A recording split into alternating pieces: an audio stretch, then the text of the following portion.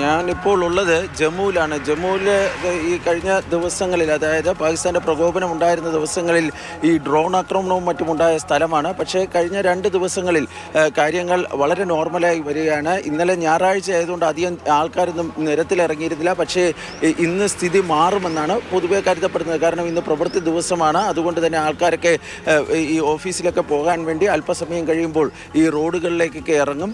സാധാരണ നിലയിലേക്ക് കാര്യങ്ങൾ എത്തപ്പെടുമെന്നാണ് പൊതുവെ പ്രതീക്ഷിക്കപ്പെടുന്നത്.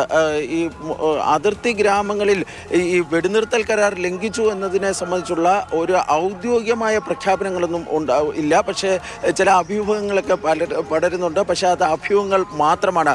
അതിലൊരു അഭ്യൂഹമായിരുന്നു ഇന്നലെ രാത്രി പുറത്തു വന്നിരുന്നത്. ജമ്മു കാശ്മീർ അതിർത്തിയിൽ പാകിസ്ഥാൻ്റെ ഡ്രോണുകൾ കാണപ്പെട്ടിരുന്നു എന്നൊക്കെയുള്ളത്. അത് പക്ഷേ പിന്നീട് PIBയുടെ ഫാക്ട് ചെക്ക് തന്നെ അത് ഔദ്യോഗികമായി തെറ്റാണെന്ന് പറയുകയും ചെയ്തിട്ടുണ്ട്.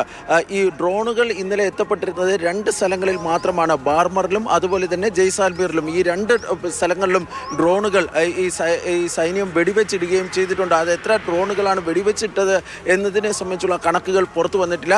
നിലവിൽ ഈ അതിർത്തിയിൽ ഈ സ്ഥിതിഗതികൾ സാധാരണ നിലയിലേക്ക് വരികയാണെങ്കിലും ഒരു തരത്തിലുള്ള സേനാ വിന്യാസത്തിലും ഇനി ഇപ്പോഴത്തെ അവസ്ഥയിൽ കുറവ് വരുത്തേണ്ടതില്ല എന്നാണ് ഈ സൈന്യവും പ്രതിരോധ മന്ത്രാലയ വൃത്തങ്ങളുമൊക്കെ പറയുന്നത്. കാരണം ഈ ഓപ്പറേഷൻ സിന്ദൂർ കഴിഞ്ഞിട്ടില്ല. ഓപ്പറേഷൻ സിന്ദൂർ തുടരുക മാത്രമാണ് ചെയ്യുന്നത്. ഓപ്പറേഷൻ സിന്ദൂറിൻ്റെ ഒരു ഘട്ടം മാത്രമാണ് ഇപ്പോൾ നമ്മൾ കടന്നിരിക്കുന്നത്.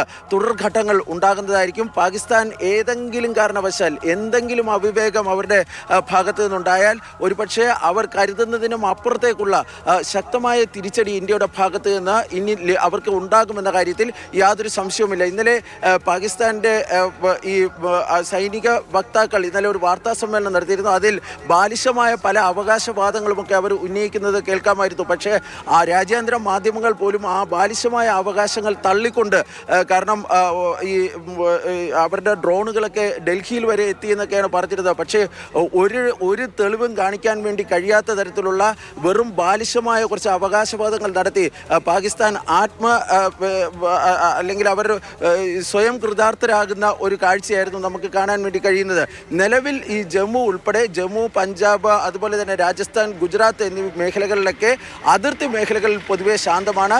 വലിയ തോതിലുള്ള പാകിസ്ഥാൻ്റെ പ്രകോപനങ്ങളൊന്നും തന്നെ ഉണ്ടായിട്ടില്ല. പ്രാദേശികമായി എന്തെങ്കിലും ഉണ്ടായിട്ടുണ്ടെങ്കിൽ തന്നെ അത് സംബന്ധിച്ചുള്ള ഒരു ഔദ്യോഗികമായ ഒരു പ്രതികരണം ഇന്ത്യയുടെ ഭാഗത്ത് നിന്ന് വന്നിട്ടില്ല.